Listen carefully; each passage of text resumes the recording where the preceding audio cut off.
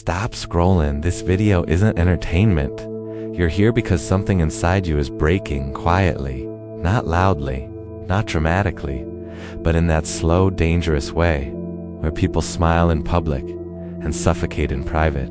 If you live in the UK and you feel like your life is on repeat, same mornings, same roads, same excuses, then listen carefully, because the decision you're about to make will permanently separate you from the life everyone else settles for.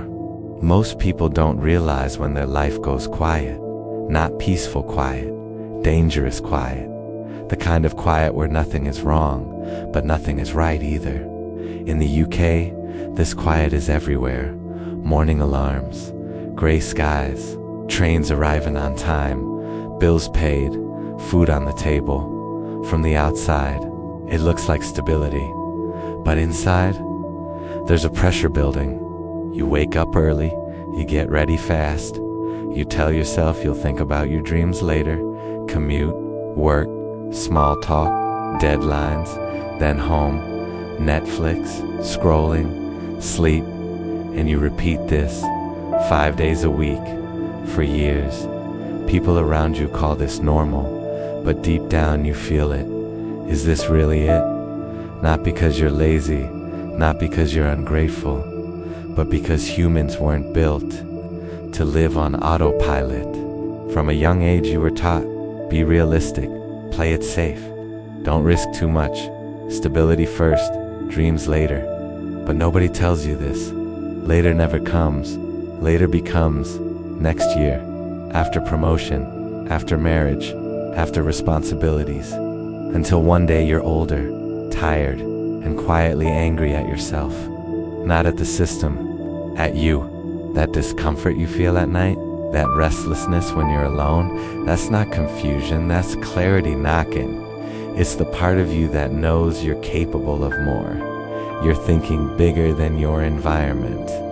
You've outgrown the life you're living, but growth is painful, so most people numb it. They drown it in distractions, comfort, routines, excuses, and slowly, they forget who they were supposed to become. Here's the truth. You're not trapped by money.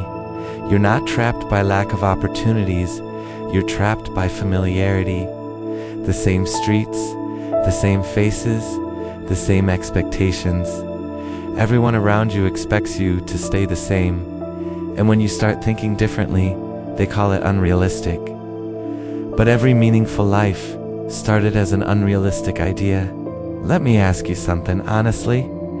If nothing changes in your life for the next 5 years, would you be proud? Same work, same income, same mindset. If the answer makes you uncomfortable, good. That discomfort is the signal, because people who are meant to do more can't stay comfortable for long. Not because they can't, but because escaping means being misunderstood, being alone for a while, failing publicly, starting from zero, and that scares people more than regret, so they choose safety and slowly trade their potential for predictability. It means you're not like most people. You haven't killed that voice yet. You feel it telling you there's more. And in the next section, we're going to talk about the moment where you stop thinking and start becoming. Because once that moment arrives, there's no going back. There comes a moment in every person's life that doesn't look dramatic from the outside, but inside, it feels like everything is collapsing, not loudly, not suddenly, quietly. This is the moment most people never talk about. You don't wake up one day and say, I'm done with this life. It happens slowly. You start losing patience. Things that never bothered you before suddenly feel unbearable. The commute feels heavier. The conversations feel emptier. The weekends don't recharge you anymore. You're not tired of work. You're tired of wasted potential. In the UK, people are polite with their pain. They say, it could be worse. At least I've got a job. I should be grateful. And yes, gratitude matters. But here's the uncomfortable truth. Gratitude without growth becomes a prison. You can appreciate what you have and still refuse to stay small. But society teaches you that wanting more means being ungrateful, so you silence that voice. For a while, let's be honest, you're at the breaking point if you feel restless even on days off, you fantasize about disappearing for a while, you feel disconnected from people you see every day, you feel anger, but you don't know why, you feel like time is moving too fast and you're standing still. This isn't weakness. This is what happens when your inner self outgrows your outer life. Most people think the breaking point is where life falls apart. They're wrong. The breaking point is where life offers you a choice, and that choice is brutal. Numb yourself and return to normal, or confront the truth you've been avoiding. Most people choose numbness. They distract themselves. They drown the feeling. They call it just a phase, and the moment passes. But the people who change their lives, they don't escape the discomfort. They sit with it. At some point, usually late at night, you ask yourself one question. Is this really the best version of my life? Not your job title, not your income, your life. And if the honest answer is no, that's the moment everything shifts. Because once you see the truth, you can't unsee it. Here's the hardest part of the breaking point. You can't explain it to people. If you say, I feel stuck, they'll say, but you're doing fine. If you say, I want more, they'll say, be realistic. So you stop talking and isolation begins. But listen carefully. Isolation is not punishment, it's preparation. Every major transformation starts in silence. Up until now, you've been waiting for confidence, clarity, permission, the right time. But the breaking point teaches you something brutal. There is no perfect moment. There is only movement. And the people who change their lives don't feel ready. They move scared. Here's what separates dreamers from doers. Dreamers think until they're exhausted. Doers act while they're uncertain. At the breaking point, thinking becomes your enemy. You already know enough. What you lack isn't information, it's courage. Let's be real. If you choose change, you will disappoint people. You will lose some connections. You will feel stupid sometimes. You will fail publicly. And yes, it will hurt. But here's the trade. Short-term pain or long-term regret. One heals, the other haunts. If you've reached this point in the video and something inside you feels exposed, good. That means you're standing at the door. Most people never open. In the next section, we're going to talk about the moment where you stop identifying as who you were and start building the version of you that scares everyone else.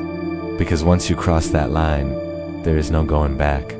There is a decision that looks small from the outside, but internally it destroys your old life. This decision isn't loud. It isn't announced. No one claps for it. Most people will never know the exact moment you changed, but you will. The unimaginable decision isn't quitting your job tomorrow. It isn't moving cities overnight. It isn't posting motivational quotes. The real decision is this. You stop identifying as the person who needs permission to begin. That's it.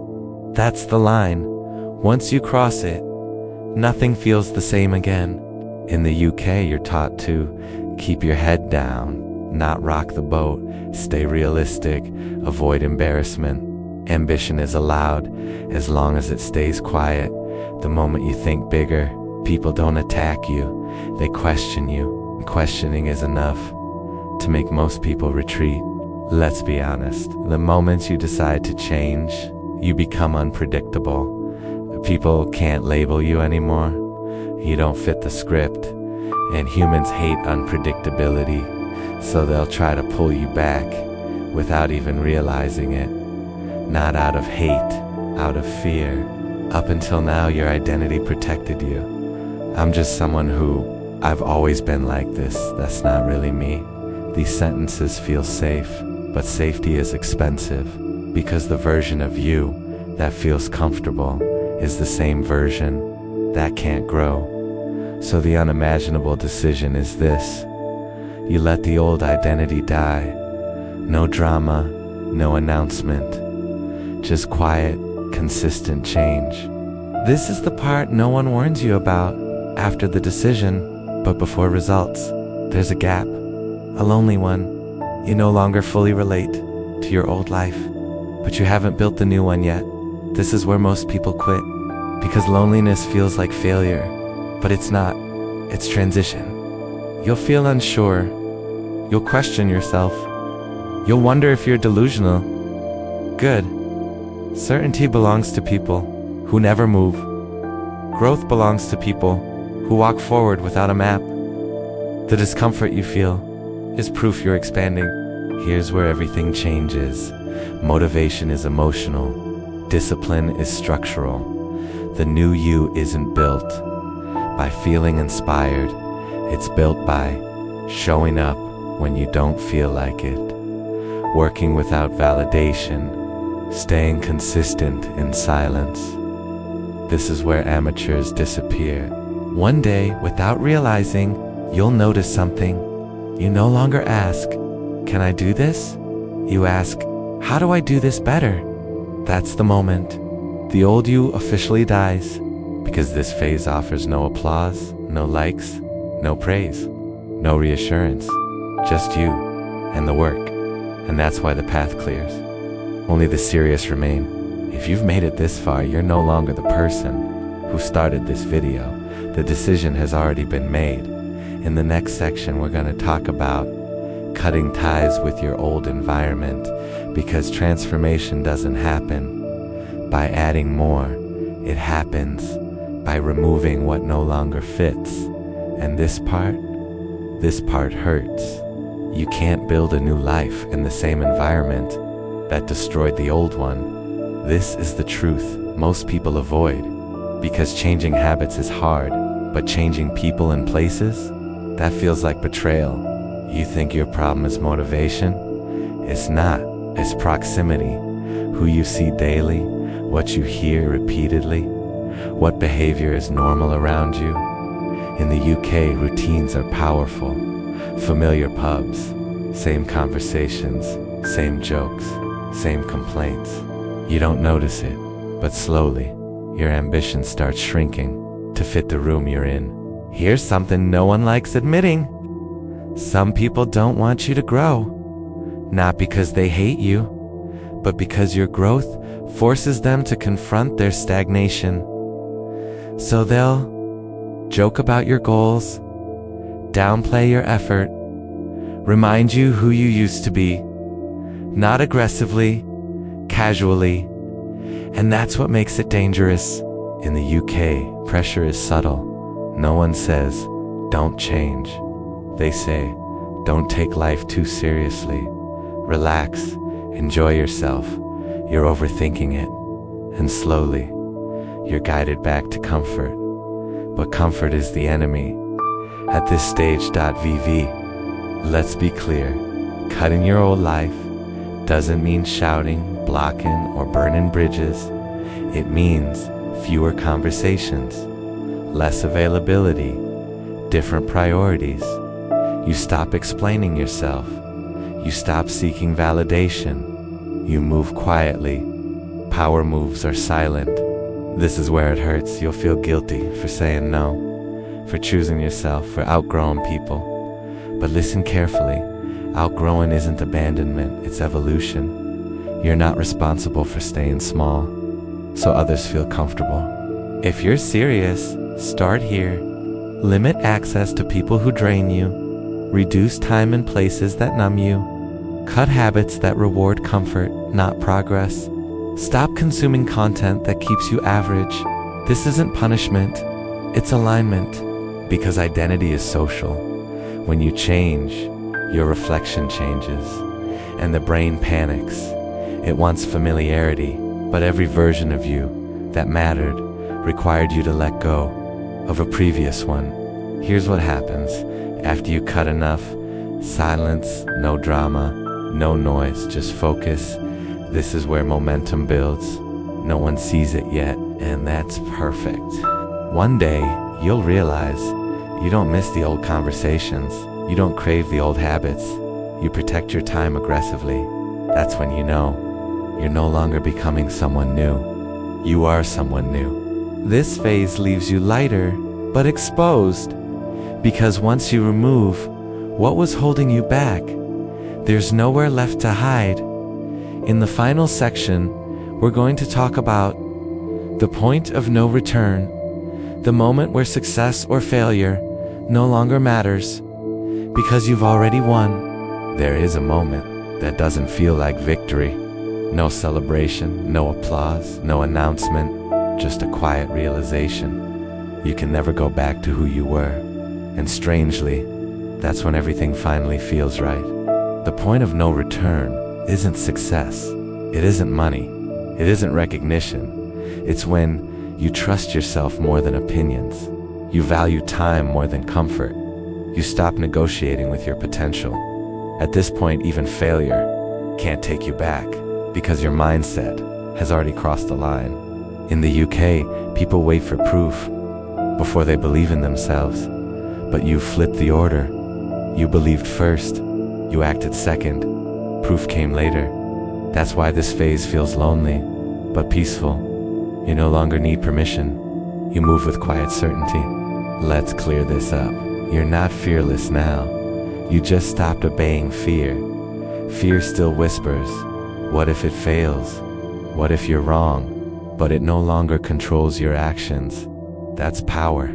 At this stage, old habits feel foreign. Old conversations feel empty. Old excuses sound embarrassing. You don't judge others. You just don't belong there anymore. And for the first time, you're okay with that. Here's the twist most people never reach. You stop chasing success. You chase alignment. You care more about who you're becoming, how you spend your days, what you tolerate. And ironically, that's when success accelerates.